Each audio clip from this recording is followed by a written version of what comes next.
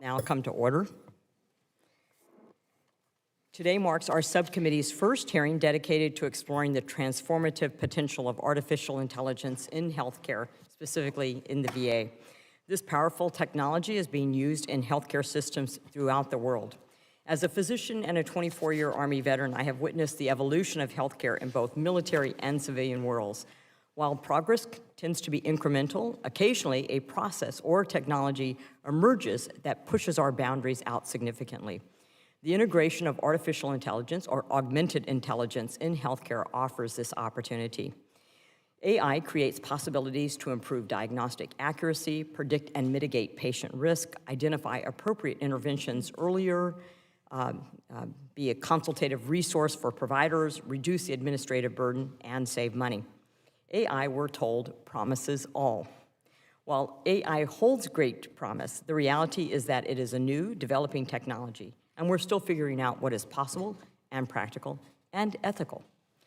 AI, a previous technology modernization subcommittee hearing addressed the pitfalls of AI, particularly in data privacy. Today's hearing will focus on AI's potential.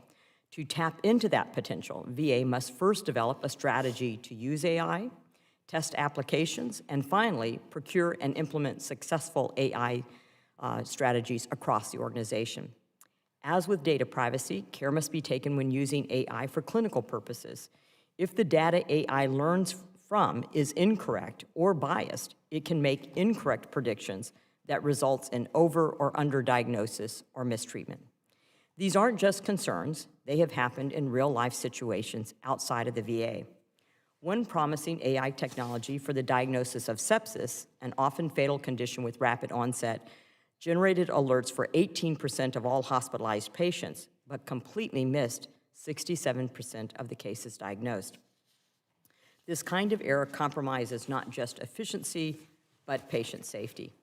We will examine how VA is developing use cases guided by various executive orders and how VA plans to implement successful AI use cases at scale across the healthcare enterprise. Of course, VA and VA healthcare do not exist in a vacuum. The VA is not an island. AI efforts within the federal government are proceeding in a parallel, while private industry is significantly ahead of the public sector. Even within VHA, this subcommittee has heard that efforts to use AI are fragmented, with VISNs pursuing individual projects that are sometimes duplicative of VHA's efforts. A priority of ours is to ensure VA moves forward with a cohesive strategy, synchronized between the VA Central Office, VHA, VISNs, and VA MCs. It is also critical that we understand how VA will choose, assess, and implement successful AI projects at scale for the benefit of all veterans, and in conjunction with private sector entities that have already been developing and utilizing this technology for some time. We are joined by distinguished witnesses from the tech industry, academia, and the VA. Their insight will enlighten our discussion of the VA's use of AI and its potential to augment VA healthcare. I believe in the promise AI offers, and I look forward to hearing from our witnesses about their efforts and vision for the future of AI to provide what's best for our nation's veterans. With that, I yield to Ranking Member Brownlee for her opening statement. Thank you, Madam Chair. All of us gathered here today have no doubt heard something positive or negative about artificial intelligence and how it will change the way we live our lives in the coming years. For most of us, this is a very new technology, and it will continue to evolve as we work to better understand how it functions and how we can apply it. But it is also undeniable that this technology is already in use across various sectors of government, including at VA and in private companies. To ignore that fact and not support VA's participation in AI research and implementation of this technology would be to allow VA and our veterans to be left behind. Today we will hear from our VA witnesses about how they are approaching this technology, identifying ways to implement it in veterans' health care, and taking steps to ensure AI's benefits are amplified and its risk minimized. We will also hear from the companies and individuals working in this field about ways they see this technology can change how VA provides care and their experiences in engaging with VA on this technology so far. VA is the largest healthcare provider in the country. Its implementation of AI technology can be a model for other healthcare systems, which makes it all the more important that we ensure VA and other AI users establish best practices, procedures, and guardrails early on in the implementation. AI technology has the potential to revolutionize how veterans receive care and ensure better health outcomes. Providers using AI can potentially identify cancers more easily, improve patient outcomes, and identify how well treatments are working to manage chronic conditions. AI can help providers review imaging scans and focus their attention on areas where the technology thinks there might be an issue. This will also allow patients to get results, good or bad, faster, and it can help predict disease progression and potential complications, allowing doctors to more effectively manage symptoms and apply preventive measures before the patient's disease progresses further. It also has the potential to lighten the burden of administrative tasks for providers and allow them to provide more engaged and personable care. It can help providers offer more targeted outreach to veterans who need additional support. And it can help track and predict risk factors that will allow mental health providers to intervene sooner for at-risk veterans. However, as with any new technology, we must ensure that we are approaching its use strategically and deliberatively. Careful implementation will allow VA to establish and trust in the technology and encourage veterans and providers to see AI as a tool to solve problems rather than a murky technology with potential risks. It will be important at this hearing and as this committee continues to oversee VA's work in this space to ensure that the patient experience is centered. AI experts have generally acknowledged that AI will necessitate changes to workforces across many sectors. Some of these changes include applying AI to lessen provider burnout and improve the diagnostic and patient care tools available to providers. We must ensure that we are taking advantage of these benefits to the highest extent possible. However, when it comes to healthcare, removing or lessening the human element that providers offer in healthcare could be damaging for patient trust, comfort, and outcomes. Even as we find productive ways for AI to be implemented, we must take measures to ensure VA is continuing to robustly hire, retain, and I will emphasize retain, and protect its clinical workforce. Additionally, we must ensure that as providers begin utilizing AI technology more frequently, that VA can continue to recruit and train a workforce that is able to use and troubleshoot the technology. It's clear this is an exciting and productive time to leverage this technology as we strive to approach it with the same rigor and oversight we apply to all our work on this committee. I look forward to working with our partners from VA, the private sector, and academia to ensure that we leverage its benefits to the maximum extent possible for the betterment of veterans' care. I look forward to hearing from our witnesses today, and with that, Madam Chair, I yield back. Thank you so much, Representative Brownlee. Not so rare bipartisan agreement here. I'd like now to introduce the witnesses for our first panel. Mr. Charles Worthington, Chief Technology Officer and Chief Artificial Intelligence Officer at the Office of Information and Technology, Department of Veterans Affairs. Dr. Gil Alterovitz, Director of the VA's National Artificial Intelligence Institute, Department of Veterans Affairs, and Dr. Carolyn Clancy, Assistant Undersecretary for Health at the Office of Discovery, Education, and Affiliates Network, Department of Veterans Affairs. Mr. Worthington, you're now recognized for 5 minutes to deliver your opening remarks. Good morning, Chairwoman Miller-Meeks, Ranking Member Brownlee, and distinguished members of the subcommittee. Thank you for the opportunity to testify today on the Department of Veterans Affairs' efforts in exploring current and future possibilities of artificial intelligence. My name is Charles Worthington, and I'm the Chief Technology Officer and Chief AI Officer in the Office of Information and Technology I'm lucky to be joined here today by Dr. Carolyn Clancy, VHA's Assistant Undersecretary for Health, and Dr. Gil Alterovitz, the Director of the National AI Institute, and VHA's Chief AI Officer. VA is committed to protecting veterans' data while responsibly harnessing the promise of AI to better serve veterans. While AI can be a powerful tool, we must adopt it with proper controls, oversight, and security. The department is taking a measured approach as we begin to scale AI solutions to ensure that we're adopting these powerful tools safely and aligned to VA's mission.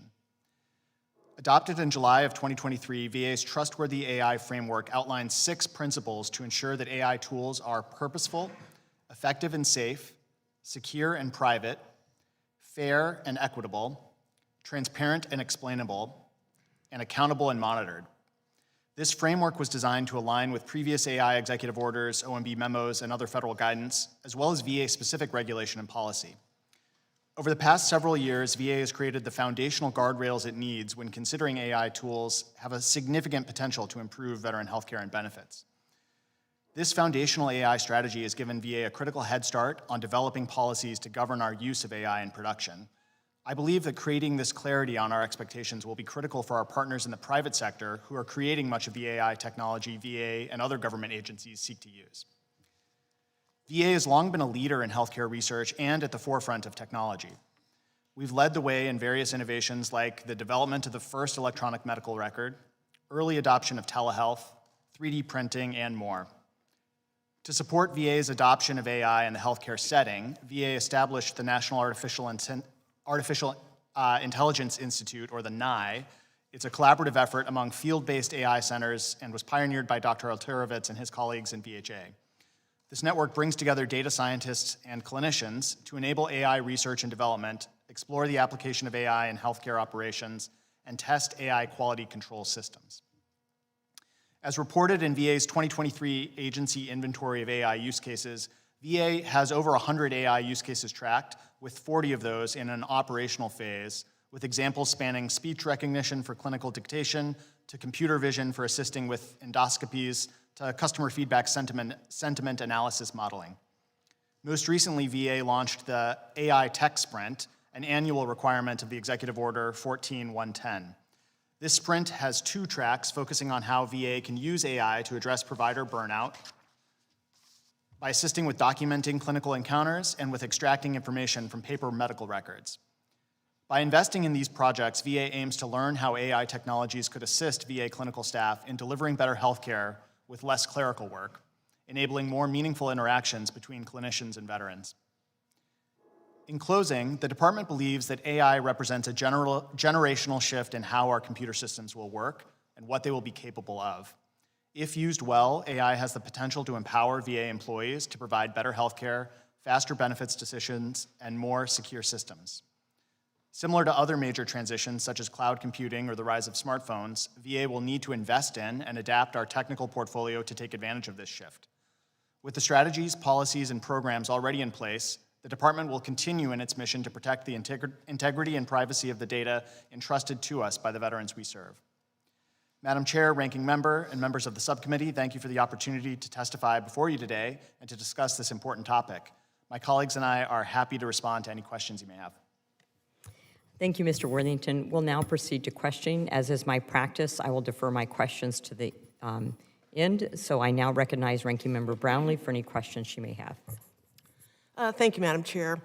My first question is to you, Mr. Worthington. Thank you for being here. You know, when it comes to technology and this committee's oversight of that and all of the initiatives and programs that the VA has, technology has been very helpful on one hand and sometimes has stood in the way of meeting the goals that we have set out to do. And so as a consequence, I am always a believer that the VA should be leading the way as you mentioned, some ways in which we have led the way. That was, a decade or 2 decades or 3 decades ago. I think the research is current, don't get me wrong.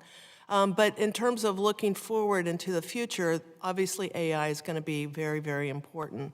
So I'm asking the question to you is, with regard to AI and its use in the VA today, right now, where do we stand compared to private healthcare, teaching hospitals, and the like?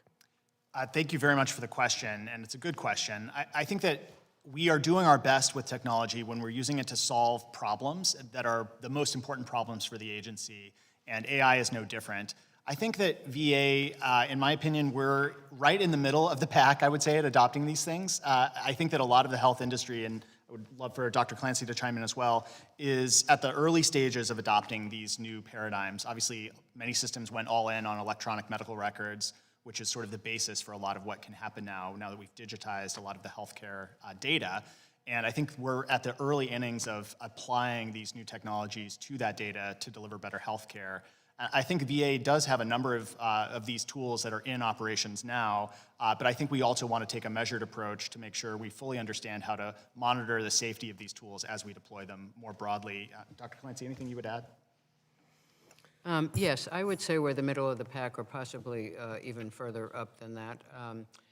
The measured approach that Mr. Worthington described is one that no system yet has put out in public or has figured out how to take all these steps in a very, very careful way, to balance benefits while being very, very attentive to risks and so forth. And the chair gave an example of one that perhaps suffered from an excess of enthusiasm, which was not to patient benefit. So I think there's a fair amount of caution all around, but I would expect by virtue of our size that in many ways we may actually be in the lead, which would be a good place to be.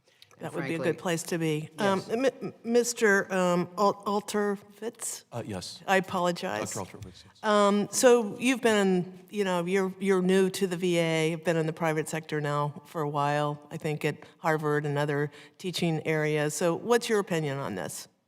Thank you for the question, Congressman. I think it's hard to define it as that there's uniform progress. What I think we see is that in some areas, for example, devices.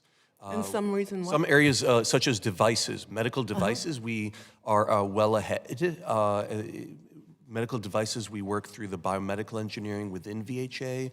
And then in other areas that may require more complicated integrations with different systems and involve collaborations that need essentially collaborations across the department between different parts of the organization.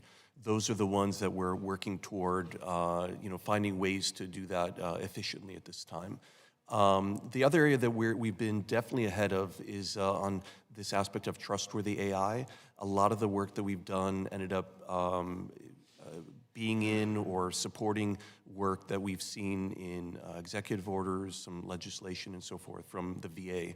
And I think that's partly because we do have that very special mission, right, with the veterans. And so we're especially looking at those aspects well ahead of time. Thank you. Very good, thank you. So, Mr. Worthington or Dr. Clancy, either one, so what is your department's plans to take the projects from the tech sprints and pilot phase and implement them as tools across the VA? I think that's an excellent question, because I think we're all focused on how we're actually going to use this to help veterans. And we are very focused on not just the outcome of the tech sprints, but some of the other steps that we need to take to make it possible for VA to adopt these at scale. So things around the contracting approaches, the underlying technical infrastructure to support the hosting of these tools or the purchase of them if they're hosted by a third party, as well as the workforce. There's work that we're going to have to do both on the AI practitioner side to make sure we have a workforce that understands how to manage these tools, but also on the user side. I think there's a lot of training we're going to need to do with our staff about how to effectively and safely use these tools. And we're starting to make investments in all of those areas now so that we're ready to receive promising insights from things like those tech sprints. Thank you. I yield back, Madam Chair.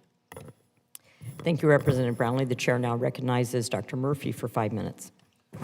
Thank you, Mr. Chairman, and thank you all for coming today. This is kind of gold rush material, I think, that we're coming literally on the vanguard of all of this. And so you mentioned medical records. I remember kicking and screaming about 18 years ago when we would literally spend about an hour just trying to put in an order set. So come a long way since then, so we still, just literally on the vanguard of this, are going to have to go a long way before this is really streamlined, integral to patient flow. Just a couple questions. Dr. Altowitz, what is are we still using Cerna at the VA? I'm going to. All right, maybe Mr. Worthington. is Yes. better. Sorry about that. So the Electronic Medical Record Modernization Project, which is to migrate our Vista instances to use the DoD's Oracle Health product, which was previously known as Cerner. Yes, that project is underway, and I believe there's maybe 4 or 5 sites that have currently migrated. All right, so a couple, maybe it was months ago, we had a hearing on Cerna, and then one of the gentlemen mentioned it would be probably 5 years until it was fully functional and all these other things. So here we're trying to walk and chew gum at the same time. We're trying to get our providers to really even learn the system, much less now try to integrate artificial intelligence. This is really going to be difficult and very, very challenging. We had a witness a few months, or a month or so ago, who said that the efficiency now for clinicians was 60% compared to academic medicine, which is normally about 60% compared to the community. So this is really, I think, going to be very disruptive in the learning process to clinical flows. So can you expound a little bit what you meant with the DoD? Are we now having a little bit better communication between our two healthcare systems, DoD and Yes, VA? the goal of that project is to actually have both systems use one medical records system, and so that's underway now. And I think you're raising a really critical point, which is that many of these AI solutions, to really be truly effective, need to be carefully integrated into the existing workflows so that they actually reduce burden and reduce, the number of clicks, and not add, yet another thing that the providers need to check or open to do. I will tell you, I still have my very, very, I think, well-founded concerns about Cerna being able to handle this. It was a system made for smaller hospitals, and here you talk about the biggest healthcare system in the country. I worry about their ability to, one, even deliver a regular product, much less an AI product. One of the best things I thought about residency is the fact that it's kind of like a buffet line. You had 5, 6, 7, 8, 9, 10 attendings, and while you had to rotate with each one, you took a little bit about what they learned, a little bit about what they learned, but if you ask the same question to 10 attendings, oftentimes you get 10 different answers. And this is where the problem with bias is going to come in. We learned that bias, especially the public learned about medical bias during the pandemic. We had one rule, one person making the comments, one person doing this. So this is going to be a tremendous issue for us. Yeah, I'm a urologist. I just recently looked at the AUA's, one of their quote guidelines. Remember what guidelines were? They were saying, hey, think about this. And now I'm seeing the clinician should. So I think it's very problematic when this happens. And so when we're rolling out AI products and it's saying should, yeah, where there's going to be a massive liability concern, in my opinion, because what if you're staring in front of a patient and the AI generator says should, and you're thinking, I don't think so. And then God forbid if something else were to happen, who's liable? This is a major, major concern. Dr. Clancy, you want to speak to that? Yes, so I'm sure, Dr. Murphy, that you've heard that many physicians prefer to use the term augmented intelligence as opposed to artificial intelligence. In other words, the human in the loop is quite important. So by way of example, right now in research, we have teams working on developing artificial intelligence predictive rules to try to identify which veterans are likely to do well after an initial definitive treatment for prostate cancer, and which are likely to have far more aggressive disease and need much more frequent monitoring and so forth. There is no plan and we don't know enough to actually even get anywhere close to should. But it's an incredible opportunity. Yeah, I saw that comment in the guideline, and I'm like, I was dumbfounded. We can't say that in medicine. We can't say should, have to, and all these other things. That takes away absolute clinical aspect. I could ask you questions for 4 days because this is such a target-rich environment. One of the things, and I'll just end this, the medical records writing these are the bane of our existence. I spoke with the head of another company, I won't say here, and their thought was you could walk into the room, it would have a microphone, you're just talking with the patient, it's assimilating what you're saying, what the patient's responding to, and then you just tell it, I'm going to order this, bam, bam. You walk out of the room and the note's done. The orders are done, the paperwork's done. That would be a quantum leap quantum leap to addressing physician-provider burnout. So, Well, that's exactly what we're testing, sir, in this tech sprint that Mr. Worthington referred to. yeah. And having seen one of these tools demoed live, it was quite amazing. Yeah. And we're going to be testing all of this in our simulation center in Orlando so that people can figure out what the workflows are. We've actually looked at one company's product because at that point in time, June of last year, that was the only one they thought was ready for prime time. And I have to say the teams were wildly excited, like, when can we start? Yeah, that's a big time. I've exceeded my time. Just remember, AI is not going to take over my scalpel. So, all right. Maybe. Thank you, Dr. Murphy. The chair now recognizes Representative Budzinski for 5 minutes. Thank you, Madam Chair, and thank you, Ranking Member, for holding this important hearing today. I want to thank the witnesses as well from the VA for participating. Really appreciate that. As we have heard this morning, there is so much potential, and I believe that in AI, to better serve our veterans, and especially the veterans that I'm honored to represent in Central and Southern Illinois, which are predominantly rural veterans. But a part of the nature of artificial intelligence is that it is constantly changing, which can lead to challenges when trying to implement or scale up the technology. So my first question is really for the entire panel, and if it's okay, we'll start though with Mr. Worthington. What steps is the VA taking to monitor and keep up with the emerging research on artificial intelligence? Thank you for the question, Congresswoman. We have a really robust partnership with our colleagues in VHA's innovation group, as well as the National AI Institute, which is, I would say, constantly looking at the emerging research on this technology and even doing some of its own research. And I think, my part of the VA kind of steps in once things are getting past that research phase and into something we want to start testing with real veteran data or real clinical use cases. And then as we find those examples that are most impactful, then we bring them into operations in a way that is somewhat similar to how we would operate other IT systems. We're following those same security and privacy policies that would govern our use of veteran data in other cases as well. Maybe defer to the other panelists if they want to talk to how we're keeping up. So a couple of other efforts. First, a lot of our currently funded research from the Office of Research and Development does not have AI in the title, but by way of the topic that is being focused on, whether that's cancer research or other problems, they are testing strategies to try to predict who is likely to do the worst. We saw a lot of this as well during the acute phases of the pandemic. I'm trying to get past saying we're done, because we're kind of not. And we were able to predict, for example, which patients hospitalized with COVID were most likely to die within the next several months, because those would not be the people you'd want to be discharging first. You'd want to be attentive to detail and so forth.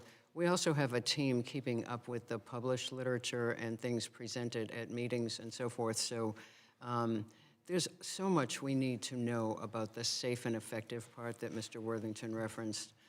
That we are very, very excited about it and don't want to leave any stone unturned.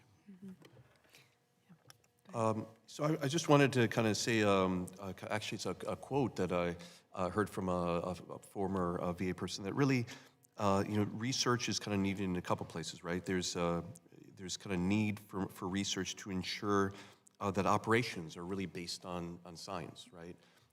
And then the reverse is also true in some sense. For research to be successfully translated, right, into operations, you have to, push forward on that. So connecting research and operations is a very important kind of mutually kind of symbiotic type of thing where they work together to create the best product on the operations side, the best research that can actually be useful and leveraged. And so interacting from the beginning is something that we do at the VA to really make sure that all the work that we do can be useful for the veterans.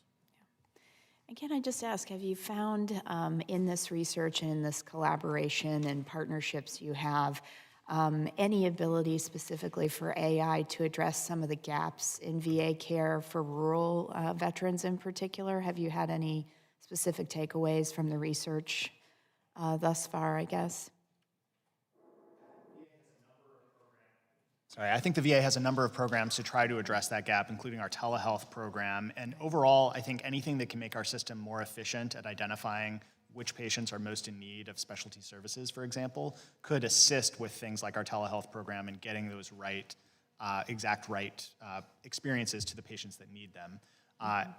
Beyond that, I don't know that there's specific AI uses in the rural space, but it's a very interesting question. Well, I'll simply say that we have a very substantial initiative and investment in precision oncology. So this focuses on lung cancer and prostate cancer. And from the beginning, launching this 4 or 5 years ago, you know, the overarching motto was leave no veteran behind. So we're now up to about 75 tele-oncology clinics, and also working through the extent to which we can engage those veterans in research without making them come a phenomenal distance to the research-intensive institution. So there's a lot of work going on there, and I know that cancer is a very, very big issue for rural communities. I mean, a big fear. Yeah, thank you. Thank you very much. I'm out of time, so I'll yield back. Thank you. Thank you, Representative Budzinski. The chair now recognizes Representative Rosendale, who is the chair of the Subcommittee on Technology Modernization. Representative Rosendale, you have 5 minutes. Thank you very much, Chairwoman Miller-Meeks, for holding this hearing and allowing me to participate today. I appreciate the witnesses for being here. Good to see you folks again. I chaired a hearing last month in the Technology Modernization Subcommittee titled The Future of Data Privacy and Artificial Intelligence at the VA. This is an important topic and something the VA must get right. I'm grateful that the committee is giving artificial intelligence the necessary attention that it needs. Mr. Worthington and Dr. Alterovitz, during last month's hearing, I asked you whether you think the VA has a responsibility to notify veterans when their health or personal information is fed into an AI model, or whether analysis that affects them was done by AI rather than a person. And everybody seemed very agreeable and supportive of that we actually had this disclosure and that the veterans were, that question was posed to them. When are you going to put that notification and informed consent procedure in place?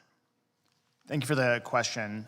We are working with our VHA ethics group right now to better understand what the approach should be on this topic. Obviously, this is kind of an emerging topic, as you stated in the prior hearing. And so I don't believe we have a specific time that we are aiming for to implement this, but we are very aware of this issue, and I think it's one that's spoken to in the executive order as well.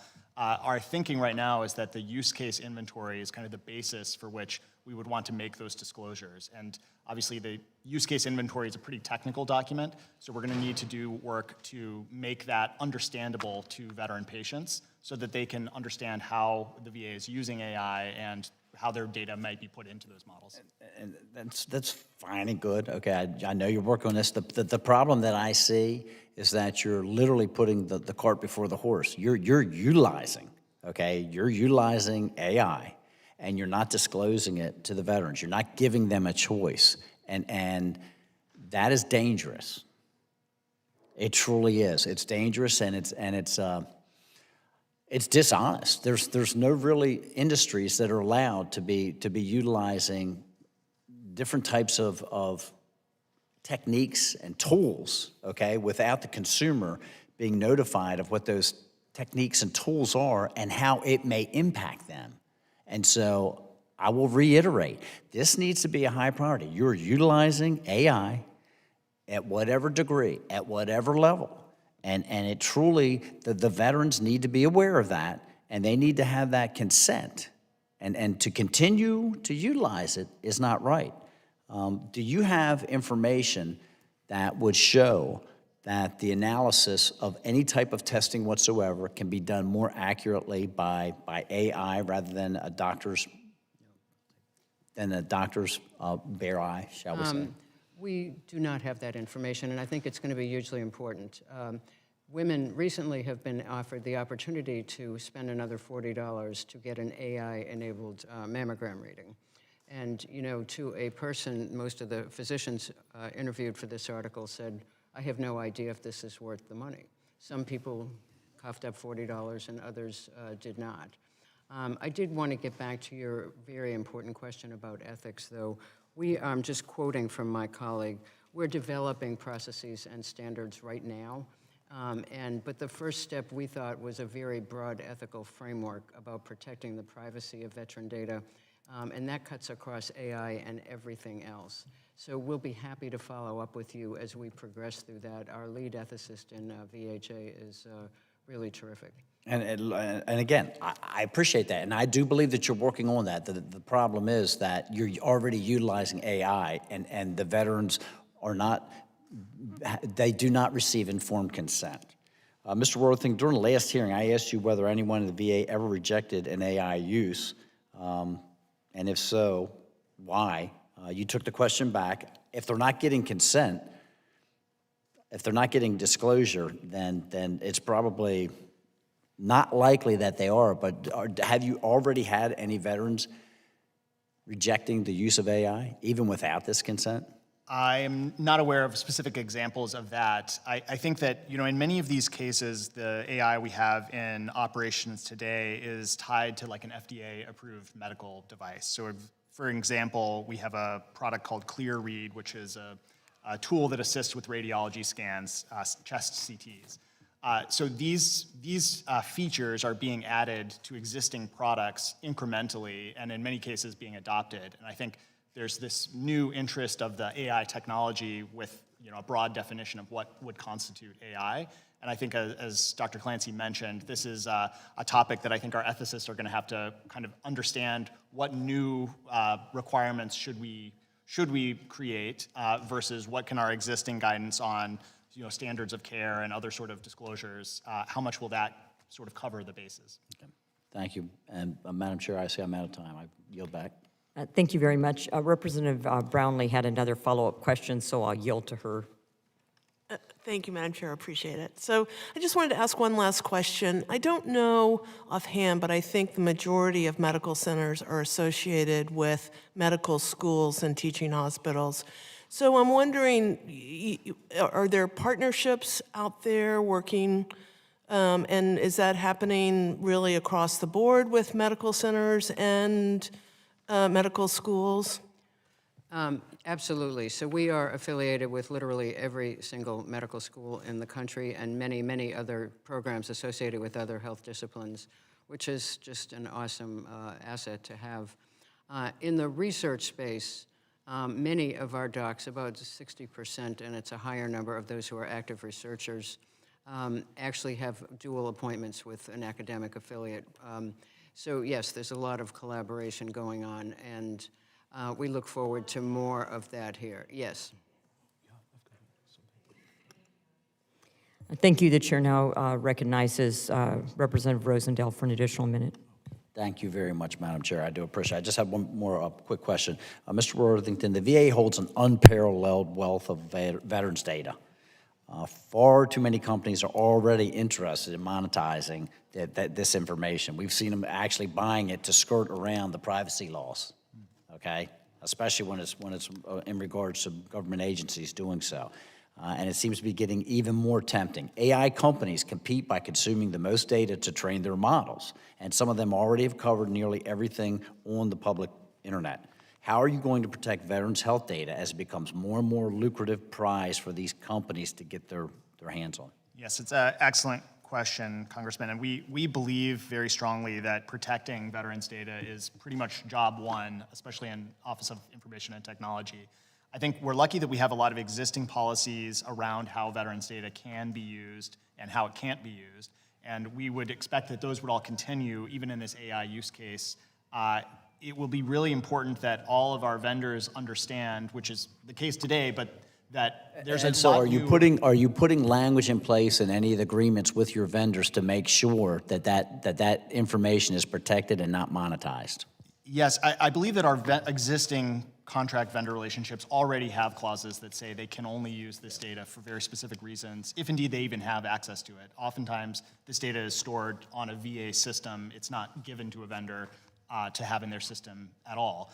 But I do think that because, as you mentioned, the value of this data is uniquely increasing in the age of AI, I think it's something we want to look at to make sure that we're very, very clear that the data can't be used for any purposes other than what's in the contract. Thank you very much. Madam Chair, thank you very much. I yield back. Thank you. The chair now recognizes herself for 5 minutes. And I appreciate the great questions by our members, both on the $1 million in prizes for the conclusion of the tech sprints, and I appreciate your answer to that. A follow-up question to that is whether there'll be barriers to implementation for these technologies, Dr. Worthington. Mr. Worthington, I wish I was the doctor sometimes, but yes, I think that contracting for technology is obviously a pretty complex topic, and there's a lot of rules around how that works in the government, and that's one of the things that we work on being good at. But there are things like FedRAMP for cloud services, which is a policy designed to ensure that cloud providers have some of those data privacy protections that we just discussed. One of the challenges we see in the health space in particular is that while VA is a big healthcare provider, in the scheme of the American healthcare industry, we're relatively small. And so oftentimes many of the healthcare tool providers, they're not really familiar with FedRAMP as a compliance regime that they would be focused on.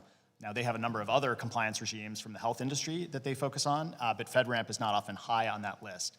So that's one example of some of the challenges we sometimes have at doing acquisitions of enterprise tools in this space. In follow-up to Dr. Murphy, it was an excellent question. I had the same question on my mind. Without the full implementation and the hiccups that the VHA has had in implementing its electronic health record, that certainly is going to impact and I think delay your implementation of appropriate AI into the VA. And perhaps I'll ask that question a little bit more on the second panel. Suicide prevention is a top priority for me, for this committee, and for this subcommittee and the larger committee. And what is the VA doing in regard to using AI to better prevent or predict veteran suicide? And this may be related to my comment about EHRs. And how are we ensuring these tools are the best ones available on the market? Mr. Worthington. Yes, great question. I'll just maybe point out two examples of our current use of AI in operations. One is we have a model called ReachVet, which is designed to predict the veterans that are most at risk for suicide as an outcome. And that information then can be used to inform the way that the doctors follow up with them or the treatments that they prescribe when they're seeing them. That model is in operations now. To provide another example, we have a natural language processing model that is looking at comments that are coming in through basically our customer experience listening. So most of those things are like, I went to the VA and the parking was slow or whatever. But occasionally those comments will indicate that this veteran might be at risk or need help. Maybe they're indicating that they're having homeless problems. So this NLP model can flag comments that might be particularly concerning for follow-up by a professional that can read the comment themselves and decide if some other action is warranted. So those are just a couple of examples of how we're trying to use these tools to help the VA with that mission. Yeah. So if I can, just on follow-up to that, given how important this issue is, if there's a flag, are you working with the clinical side to make sure that that is addressed in an immediate fashion? We have veterans who have committed suicide in the parking lot of a VA hospital because they were denied care or thought not to be suicidal. Yes, so ReachVet that Mr. Worthington referenced is focused on veterans who are enrolled in our system, and we have seen a decrease in suicide attempts and a subsequent decrease in all-cause mortality. Hard to pinpoint that and say which is associated with suicide or not. We're also working with external contractors to use various types of AI, working with veterans who are not enrolled in our system, because when we give the numbers about veteran suicides and think about what our responsibility is, it's all veterans, not just those who are enrolled in the Veterans Health Administration. Thank you. And Mr. Worthington, even though the VA has a published, my opening remarks called augmented intelligence AI strategy, it's difficult to find guidance on how that strategy is implemented and how VA is faring against each of their four stated objectives.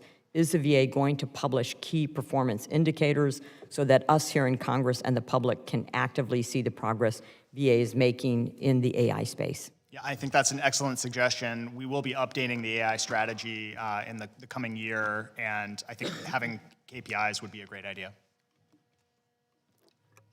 Thank you very much. There are no other representatives here at this time, so on behalf of the subcommittee, I want to thank you for your testimony and for joining us today. You're now excused, and we'll wait for a moment as the second panel comes to the witness table.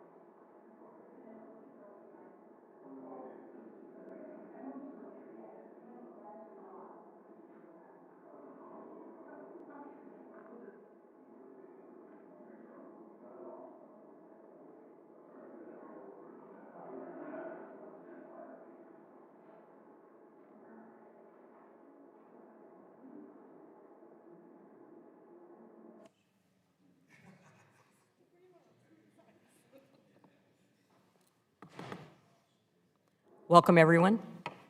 That's my signal.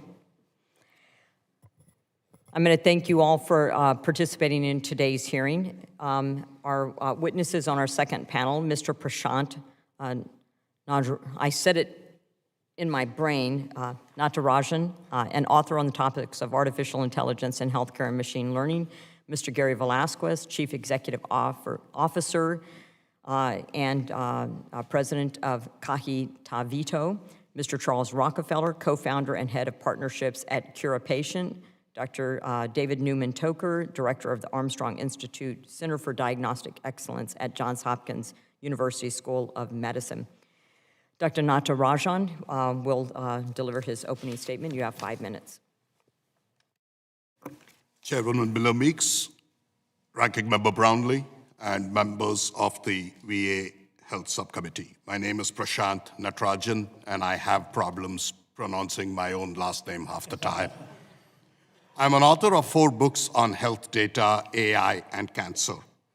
I have more than 20 years of experience in building electronic health records, including Sono, also medical imaging, and building AI systems at scale. I have brought about 100 AI applications and use cases to life with my customers and my teams. For the last 8 years, I've been volunteering as an industry advisor on data science and AI at the San Francisco VAMC and UCSF, where we have been developing expert solutions for detecting traumatic brain injury, specifically using head CT. In my daytime, I work as Vice President of Health and Life Sciences at H2O.ai, which is a leading open source generative AI company. It is my privilege to join you for this important hearing on AI in the VA. It is a cause that is close to all of our hearts and is happening at a pivotal time for our veterans, the clinicians who serve them, and our industry as a whole.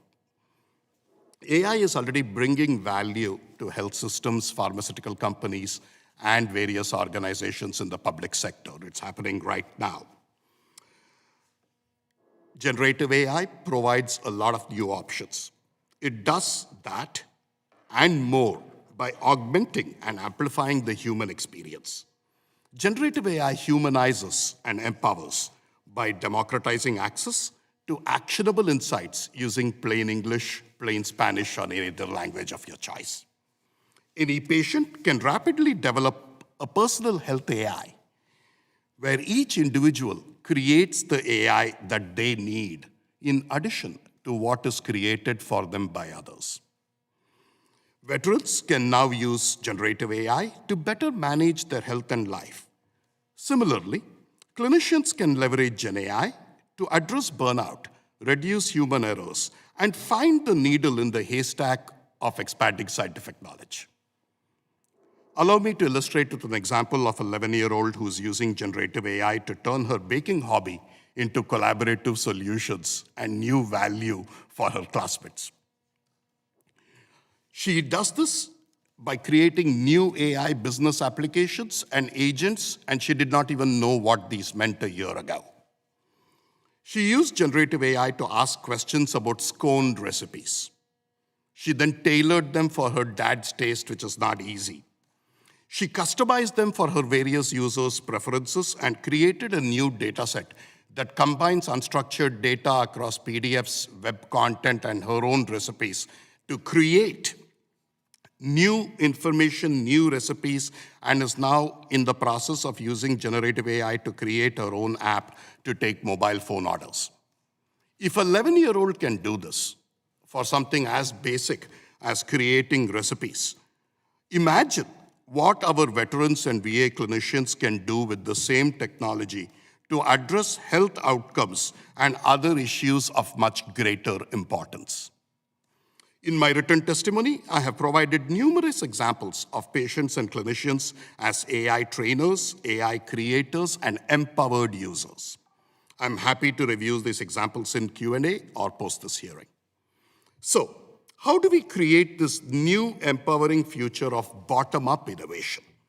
Based on our experience so far with the PLOT program, in creating empowered patient advocates and researchers, we have some proven best practices in place. Here are 4 things we need to do together. 1, recognize AI fidelity, which is the value of health AI being determined by its user, veteran, clinician, or administrator in the context of its use. 2, recognize and encourage the fact that AI use cases can come from anywhere, both within and outside of the 4 walls of any VA facility. 3, we need to empower veterans to develop the tools they need to address their personal problems. We need to create public-private partnerships with appropriate data, tools, upskilling, and deployment option underscored by a veteran-first AI ownership of their assets. Finally, the personal and provider health AI that I describe in my AI collaborative are new ways of bringing AI to life in the VA. Hence, veteran-created models and AI apps should be treated with minimally prescriptive regulations and should encourage the use of open source. Thank you again for inviting me to testify. I look forward to working with you, the VA clinicians, and our veterans to solve long-standing challenges and create new opportunities. Thank you very much. Mr. Velasquez, you are now recognized for 5 minutes to deliver your opening statement. Thank you. Oh, there we go. Thank you, Chair Miller Meeks, Ranking Member Bramley, and the esteemed members of the committee. I appreciate the opportunity to come and speak this morning on the use of AI at VA. I possess advanced technical degrees with over 4 decades of experience operating large healthcare analytic companies, national health plans, large medical centers, and an international clinical research organization. I also want to acknowledge the federal government, including the VA, for its AI initiatives, which have leaned into the use of ML and AI to improve the health of Americans. My company was privileged to participate in the early stage of ML programs for Operation Warp Speed. While we specialize in precision health, we perform at great speed and scale. However, I would say the path from diffusion to operations has been somewhat clouded. We, my company, when we take on a project, we intend to deploy our solution, not a wish to deploy our solution. And I think that's a little bit of a challenge we see. So everything we do has an intent to deploy in the private sector. Today, we stand on the precipice of transformative ML and AI possibilities to empower VA beneficiaries, reduce stress on providers, improve patient outcomes, and deliver personalized health care.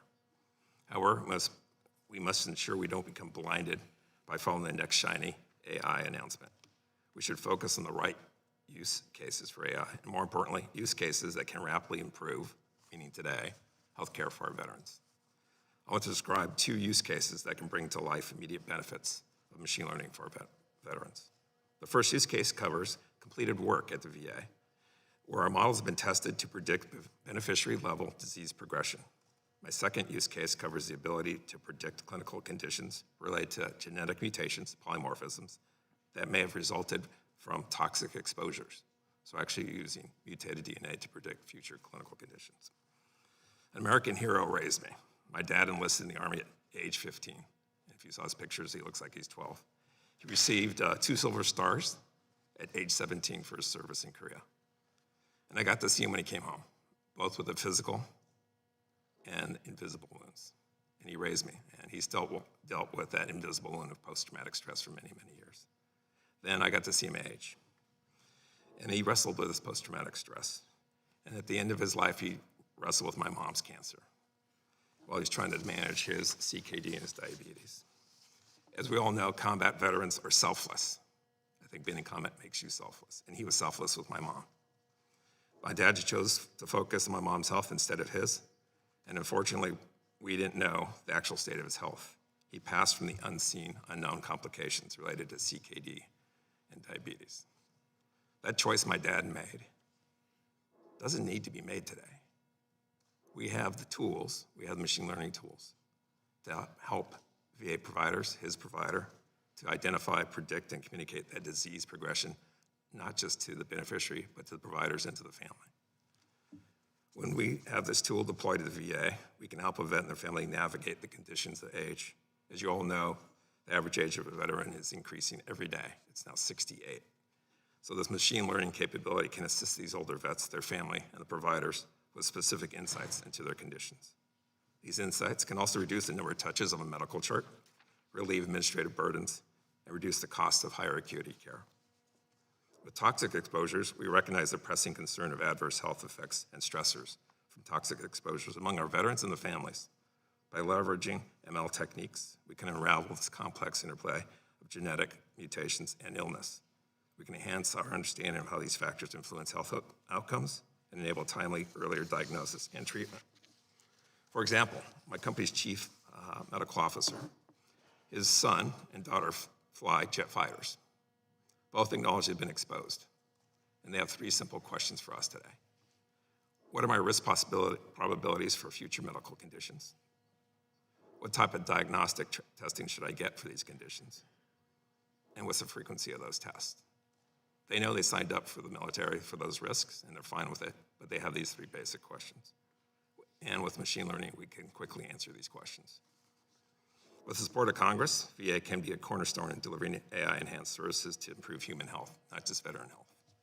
Given VA's mission, operations, and rich data repositories, few other organizations can deliver this on this objective better.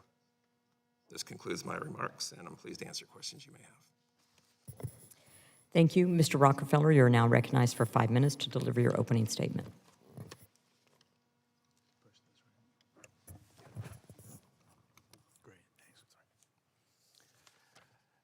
Thank you, Madam Chairman.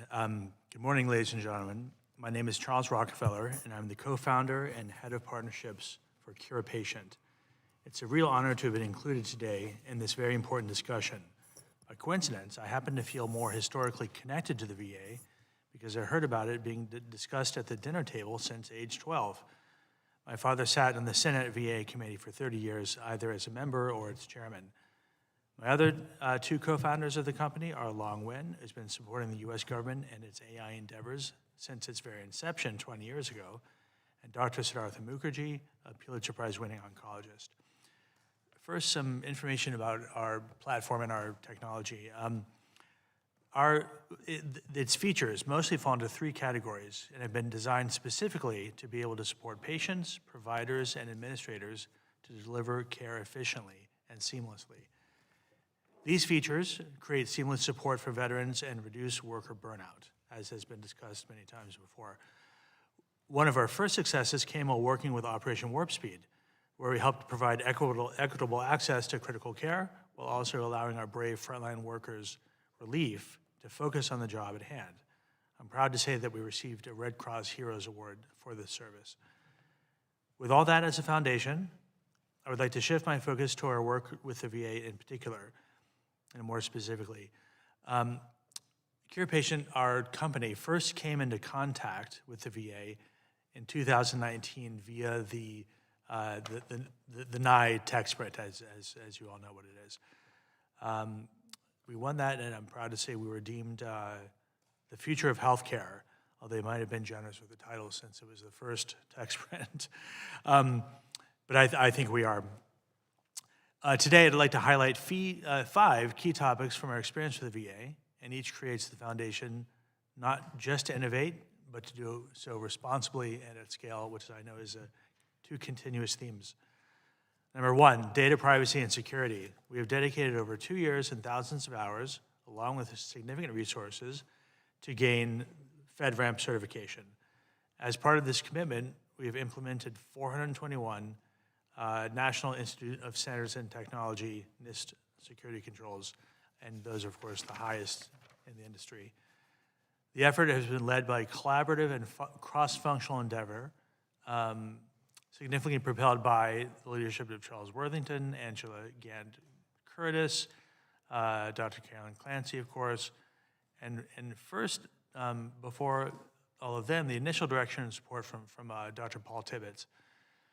Our commitment to FedRAMP reflects our dedication to protecting our veterans' sensitive data. Number 2, seamless, integrated, and veteran-centric experience. Our work is centered on creating a seamless and user-friendly experience for both veterans and VA staff. Then they'll both work together better. We're thrilled to report that we've successfully completed 5 out of our 6 targeted integrations, granting us the bidirectional ability to both read and write to patient records. Number 3, clinical application of AI. Our collaboration with the VA facilities in Long Beach and DC, Long Beach, California, has been a cornerstone of our efforts, where established AI oversight committees and policies are already enhancing our work, these committees. Our technology's integration starts with addressing long COVID, which, as you know, is in the news recently for being much more prominent now. This condition, with its broad impact on the body, provides a unique opportunity for wide-ranging engagement using our solutions. And there's a benefit to this as well because our solutions are designed to tackle other chronic diseases and on a larger scale as well. Number 4, responsible AI. These pilots will be deployed at NICE centers and will be available later across the entire VA. The Long Beach and DC VA Medical Center teams led the work. It enforces compliance with trustworthy principles as defined by Executive Order 13960, incorporates NIST AI RMF and all non-binding principles within the White House AI Bill of Rights. The team has stated that the AI system we created, our name CurePatient, shall only move forward and can only move forward with the full approval of these bodies. And the more it's used, which is important to realize, the more it's used, the smarter it becomes. Number 5, contracting. We're optimistic about the benefits of enhancing our contracting approach, which promises to be a positive change. As technology, especially AI, advances rapidly, navigating the complexities of traditional contracting becomes a growing challenge. And I'm nearly done. Often, by the time firm fixed-price contracts are executed, the technology is, maybe it's 3 years later, the technology has already been replaced or advanced. So it's vital to consider alternative contracting methods. And I would call upon Congress to make this a priority, as well as funding, to turn these opportunities into real benefits for veterans. The leadership's works of the VA has resulted in a soon-to-be mission-ready system that can greatly apply advancements in AI, not only in theory, but directly to our veterans and support staff. Thanks very much for your time, and I'm happy to take questions at any time. Thank you. Thank you. Dr. Newman-Toker, you're now recognized for 5 minutes to deliver your opening statement. Thank you. Chairman Miller Meeks, Ranking Member Brownlee, and distinguished members of the subcommittee, thank you for the opportunity to address Congress on this critically important topic of artificial intelligence in healthcare at the VA in support of our veterans. My name is David Newman Toker, and I'm a physician scientist with doctoral level training in public health and a research focus on improving medical diagnosis, including the development and deployment of novel diagnostic technologies such as AI. I've been a faculty member at the Johns Hopkins University School of Medicine for more than 2 decades, where I'm currently a professor of neurology and director of our AHRQ-funded Center for Diagnostic Excellence. I'm also a past president of the Society to Improve Diagnosis in Medicine. My testimony today will focus on opportunities and challenges for AI in healthcare from a public health perspective, with a special emphasis on AI to improve medical diagnosis. I will tailor my remarks to the VA context as appropriate, but I believe what I share here today is broadly applicable to healthcare both within and outside the VA. I would like to state for the record that the opinions I express here today and in my written testimony are my own and do not necessarily reflect those of the Johns Hopkins University or Johns Hopkins Medicine. AI is the branch of computer science concerned with endowing computers with the ability to simulate intelligent human behavior. The most complex cognitive task in medicine is the act of diagnosing a cause of a patient's symptoms. Errors in diagnosis account for an estimated 800,000 deaths or permanent disabilities each year in the US, including, obviously, our veterans, more than 80% of which are associated with cognitive errors or clinical reasoning failures. This creates a unique quality improvement opportunity for AI-based systems to save American lives at public health scale. Potential benefits of AI include better health outcomes for patients at lower costs, greater access to and efficiency of care delivery, especially for those currently underserved or disadvantaged or in rural settings, and decreased healthcare workforce burnout. However, none of these benefits will be realized without tackling foundational data challenges facing AI. The rate-limiting step for developing and implementing AI systems in healthcare is no longer the technology. It is the sources of data on which the technology must be trained. There are multiple facets of healthcare data quality problems which I address at greater length in my written testimony. However, in plain language, they boil down to the problem of garbage in, garbage out. If we train AI systems on faulty data, we will get faulty results.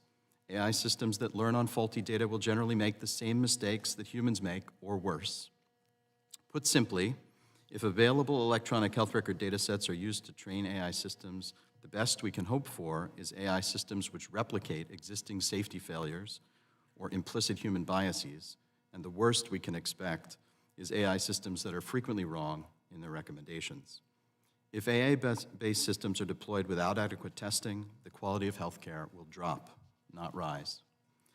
The VA healthcare data environment is better suited than most to delivering high-quality data that might train AI systems. Key attributes include the VA's commitment to healthcare quality and safety, a large national network of providers and patients, a unified health record offering greater potential for standardizing data capture, independence from financial reimbursement-driven problems in healthcare encounter documentation, and addressing a patient population that tends to stay largely within the VA system so outcomes can be better tracked over time. These attributes give the VA the opportunity to take a leading role in building high-quality AI systems. For AI in healthcare to maximally benefit the health of all Americans, including veterans, the following are essential. First, AI systems must be trained on gold standard data sets that are unbiased and include complete information on both clinical inputs and care outputs. Two, AI systems must be effectively integrated into clinical workflows, leveraging the strengths of computers and humans together to produce a better result than could be achieved by either alone. And three, wherever AI is used, systems to monitor, maintain, and even enhance clinician skills should be co-deployed so that clinicians and AI systems will continue to fact-check each other. I have three primary recommendations for the committee with regard to implementing AI at the VA with an emphasis on diagnosis. First, the next decade must focus on constructing gold standard data sets for diagnosis. The promise of AI will not be realized without quantifying bedside evaluations. Two, AI systems must be held to a high diagnostic standard. They must be demonstrated scientifically to improve safety and quality over current care and then monitored closely over time. And three, the impact of AI on human clinical diagnostic skills must be monitored and managed. Clinical deployment of AI should be explicitly designed to enhance rather than reduce clinician skills by applying educational and human factors science. Thank you for this opportunity. I'd be pleased to answer any questions you may have. Thank you very much. We're now going to proceed to questions. Ranking Member Brownlee, you have 5 minutes. Thank you, Madam Chair. Appreciate it. Mr. Naderejan, I'm not sure that I agree with your hypothesis that if 11-year-olds can create AI, imagine what veterans can do. Perhaps younger veterans, I would agree, yes, but older veterans like me, I'm not so sure. But hopefully we will all have our children or our grandchildren to help us out. So I appreciate your testimony, thumbs up. Can I respond to that, Congresswoman? Sure. Congresswoman, give me 1 hour of your time and I'll prove you wrong and have you using and creating AI. Well, I have heard that AI is, going to tell you how to do it all anyway, so perhaps you're right. I have to be convinced. Mr. Rockefeller, I understand that Cura Patient is certified through this, sounds like very extensive process of the FedRAMP. And even, I think Mr. Worthington made comments about how expansive, I guess, and it is, and may need to be kind of looked at and evaluated from the government's perspective. But tell me a little bit more about your experience becoming certified. Certainly. Thanks. Oh, yeah. Let's do this. Yeah, speak into the microphone. You have to. Thanks very much there you for the go. question. And certainly there's a lot about that. Overall, and then I'll get to a couple particular points. I think that and I would recommend to this committee that the FedRAMP process, maybe the approvals time, I think there's a fair amount of backlog in the system to review all these, and there's several stages of review, as you know. And there might, I think, be a backlog. I don't know for sure, but I think there might be. And so if somehow Congress could fund additional people to work on these approvals, or to focus on it more, I think that'd be beneficial, because when we were getting it, and we were very lucky, right? It took 2 entire years and possibly more. And the reason that I mention this is that, we made it through, right? So in fact, I don't have a motivation to say what I'm about to say, which is that I'm concerned that because the process takes so long, that the VA might be missing out on other medium or small-sized companies who want to pursue it, and they just can't last that long, right? They just have to make more money on their own or something. Fortunately, we are well funded through our investors and other investments, and they all knew that they were investing in us getting FedRAMP, which would then lead to other things. But I'm concerned that a lot of other companies might sort of start the process and then hopefully throw up their hands. Thank you. I have just a little bit more time, and I have another please. question. So I appreciate your response. So, Dr. Newman-Toker, I wanted to ask you if you are aware at all of partnerships between Johns Hopkins and the VA that's going on. Thank you, Congresswoman, for the question. I apologize. I do not. Excuse me. Thank you, Congresswoman. I'm not aware of those specific partnerships to which you refer. Well, just a partnership around AI between a university, teaching hospital, and VA in terms of using AI applications. Certainly, as Dr. Clancy mentioned earlier, there's a tight relationship between many academic medical centers and the VA system. It happens that the affiliate in Baltimore is with the University of Maryland rather than with Johns Hopkins, so some of those connections are tighter in that space. I see. So you talked about some of the risks, and I appreciate that testimony because I think we have to be eyes wide open on that. But knowing sort of the VA and its operation, what steps can the VA take now to avoid some of those pitfalls? I think you're taking them. In the trustworthy AI framework that you have delineated, I think 3 of the 6 pillars are absolutely crucial.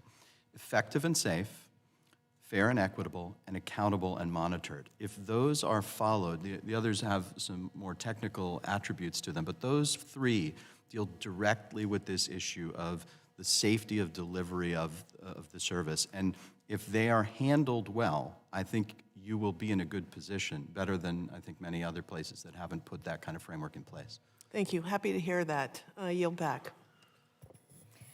Thank you very much. It's been a very insightful testimony, and as a physician and a veteran, Dr. Newman-Toker, I can wholeheartedly agree, and it's not just what data is available to put in, but what the clinician observes, whatever level that clinician is, because that data, whether it's verbal data, whether it's observed data, nonverbal communication, and then actual physical findings, that data goes into that system, which will then help with the diagnosis. If that data is poor or bad, then the result will be equally bad, which brings up another question, and that is the VA does have an opportunity, because it's a relatively closed system, to have a great input of data, but we have HIPAA regulations. Has there been a thought to allowing a voluntary waiver of HIPAA for de-identified data that could go into that matrix and be utilized to further help with both machine learning and smarter augmented intelligence? Thank you, Dr. Miller-Meeks. I'm not aware of any specific action that's been taken towards the idea of HIPAA waivers for this specific purpose, but I like the thrust of your question. I think it's on point. There are times where the inability to follow a patient over time or to acquire information prospectively in a given encounter in order to capture the sort of full diagnostic journey, for example, may be challenging because of the HIPAA constraint. And I do believe that your suggestion to give patients the opportunity to assist us in providing better care through AI is a good one. Yeah, and it's imaging as well, imaging, blood work. Mr. Velasquez, and I can tell that you're wanting, but in your written testimony, you spoke to the ability of AI to help with capacity and resource management, specifically with aligning medical staff levels, optimizing wait times across the direct and community care networks, rationalizing the use of direct and community care, and efficiently tying those options is a major concern, both for access and cost. And perhaps if we can save money on one or spend money wisely on another, we'll have money that can go to, i.e. I'm thinking of tech sprints, and why are we giving $1 million prizes if we need people to be able to solve a backlog on FedRAMP? But Mr. Velasquez, can you talk about how AI would do this, particularly with the decade worth of community care data the VA has, and what some of the obstacles would be? If I can weave it into your first question around HIPAA waivers and consents. So we spent most of my work for the company's work is in the private sector. And so we've curated a data set of anonymized patients, but they're linked, so they're hashed out, of about 200 million Americans. And about 100 million Americans EMRs, they're linked. I don't know who they are, they have a hash. And it's literally, I would say if you leave out Wyoming and Montana, sorry, Senator Tester, wherever you're at, we pretty have healthcare view of where people live. And so from a data perspective, whether it's clinical, capacity, practice patterns, supply, these data sets exist, not just to apply in the VA, and obviously bring in the VA data sets, to look at future demands. Because to me, it's an issue of not so much supply, it's where's the demand, and frankly, where's the need? And trying to predict those two using rules-based methodologies or regression models, it's trying to predict the weather, but the clouds have basically their behaviors, their agents, they change their opinions, and they interact and talk among each other. They emote reaction. because that's trying to manage healthcare. You think about it, how the patients interact with physicians, physicians interact with each other. It's a very complex, dynamic system. And if we're going to really get our arms around understanding supply and demand healthcare, that's a perfect use for machine learning. So now I'm going to ask the million-dollar question, and that is, and it's something that former Speaker McCarthy brought to our attention on a visit to MIT. So we are members of Congress. I have a science background as a physician, but certainly when it comes to technology, and especially augmented artificial intelligence, our knowledge base and foundation may be lacking. But yet we are making decisions on how both fund, implement, regulate, both the promise and also the pitfalls of AI. So my question, if you all can just briefly answer it, how would you recommend members of Congress be able to educate themselves so that Ranking Member Brownlee is saying it's impossible, but very, very quickly, what would you advise Congress to do so that we can adapt technologies rapidly, perform the proper oversight, the proper protection of data, and to legislate in a way that's most appropriate that allows us to really effectuate the promise of AI in healthcare, which can be transformational? Yeah. I want to take a shot at taking this. So in my company, I think, and I'll keep it short, I focus on the use case. Because back to your point, Ranking, the technology changes, it just changed. It literally moves that quick. There's some kids in Cal or MIT doing something that just blows us away. We're not going to keep up with those. And so to me, we need to focus on the use case and start there, or the challenge we're trying to address, then back up. And so having these hearings, have the discussions, and just asking the questions, what's that challenge we're trying to solve, and then start back up from there, I think is probably more appropriate use of Congress's time rather than trying to keep up with the kids in the garage coming up with new models. So Dr. Newman-Toker, and then I'll go Dr. Rockefeller and I think or just Mr. Rockefeller. very briefly, I think you're doing this by bringing in expertise. I think the most important piece is the diversity of that expertise in order to make sure that you have all the relevant perspectives on the implementation of the technology. Mr. Rockefeller? I would say that the first step, because it's an accurate question yet with a vague sort of response. I would say the first step is to become familiar with the products and services that are being offered by the private sector with the VA, right? This is what the tech sprints enable, to sort of bring it forward to you. And they're all sort of, during that process, we became very familiar with the inner workings of the VA, learning about the systems, how to do the integrations. All of that is good groundwork of knowledge to share with you. So I would almost say the best way to break the cycle is simply look at the products and request it through whoever. Thank you. And Mr. Nadarajan? Thank you, Congresswoman. Just a quick thing, couple of things. We have experience in taking people across various age groups, various education profiles, and converting them into patient researchers where they're applying for their own grants and getting funded. We are doing that with AI. One of the things I would like to offer, the same thing I offered Ranking Member Brownlee, is for this entire subcommittee.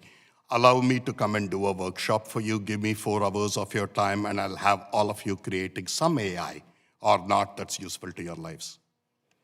Sounds like a topic for a roundtable. Can I just clarify my impossible statement? Ranking Member Brownlee would I just wanted to clarify my impossible statement. I do think that members of Congress, most members of Congress, can wrap their heads around AI applications as it relates to healthcare. But all of the risks involved in national security and other kinds of things and how AI is going to sort of penetrate the world, I just feel as though Congress is, I mean, we have not figured out how to regulate social media and privacy issues and so forth and so on. So AI is just, way out there compared to dealing with Facebook. So I just think that many have recommended, I think have made recommendations to Congress that what the government really needs to do is provide an entirely new agency around technology with a lot of smart people within that agency that can advise members of Congress, how to wrestle with these regulations and so forth, and particularly our national security issues. So thank you for letting me explain. I am now way over time. Ranking Member Brownlee, would you like to make any closing remarks? I would just like to say this is, I wish we had, a lot more time, because I think, I thank the chairwoman for bringing this forward as a topic, and I think it's a really important topic that we need to really focus on more. So I hope we will have additional hearings as we move forward on this. And I really do think at the end of the day, we should probably have a hearing with a full committee on it as well, so we can really spend more time and drilling down on it. But I really do thank all of you for being here, and I am very impressed with your testimonies and very impressed with the work that you're doing for the VA, but all of the work you're doing outside of the VA to move forward with this technology. So a lot of gratitude to all of you. Thank you very much. And again, hope we will spend more time drilling down on all of this. I yield back. Well, again, I want to thank our panel. I want to thank the VA panel. Appreciate all of the expertise that was here. And perhaps my comment on how we can best assist is my own deficits. AI is a powerful technology with great promise, from automating tedious tasks and saving time for clinicians and administrative staff to aiding in diagnosis of disease and tailoring treatment. AI will alter the delivery of healthcare. As we've heard, there are concerns that must be addressed, and I would like to bring Representative Rosendale to my district, where one of the first AI-directed devices that was approved by the FDA was developed, and that is for diabetic retinopathy, a screening tool for diabetic retinopathy. And he would see the power of AI and how that's going to lead to access, prevention, and affordability. These concerns, of course, have to be addressed in how the VA uses AI and in how the VA acquires and implements AI. This subcommittee will continue to exercise oversight of the VA as it moves to assess, acquire, and implement AI, and also to educate ourselves and our members as well as the public. And I think continued hearings on this topic would be very beneficial. If AI needs authority to do things differently, this subcommittee will proactively assess the need and the impact. As the VA moves forward, it must do so with a plan and the best interest of veterans in mind, and I look forward to the pillars that come forward. This subcommittee will do its part to ensure that those goals are met. I'd like to thank all the witnesses for their presence and their testimony. It has been of tremendous value. The complete written statements of today's witnesses will be entered into the hearing record. I ask unanimous consent that all members have 5 legislative days to revise and extend their remarks and include extraneous material. Hearing no objections, so ordered.